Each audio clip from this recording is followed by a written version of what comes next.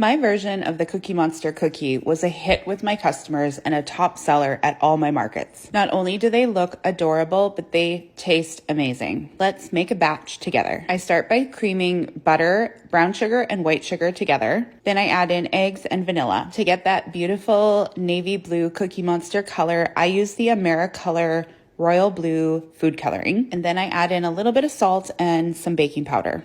I let that mix in my stand mixer, and because this is a giant batch of cookies, it doesn't fit in my stand mixer, so I keep the wet and dry ingredients separate. In a big bowl, I mix up flour with 3 kinds of chocolate chips. I have white, milk, and semi-sweet chocolate chips. Then I add in crushed Chips Ahoy cookies and crushed Oreo cookies. Then I mix my wet and my dry ingredients together in my large bowl and get it to be a really nice dough consistency. I roll out the dough into 3.5-ounce balls, and I put them in a Tupperware container in the fridge for at least 24 hours. On baking day, I use my large cookie sheets and I space these dough balls out about 2 inches apart. I pop these in the oven for 12 minutes, and at the 12-minute mark, I pull them out and add my toppings. I break Oreo cookies in half and Chips Ahoy cookies in half, and I also use these candy eyes from Wilton. When the dough's been baking for about half the time, it's soft enough to add the toppings, but not fully cooked.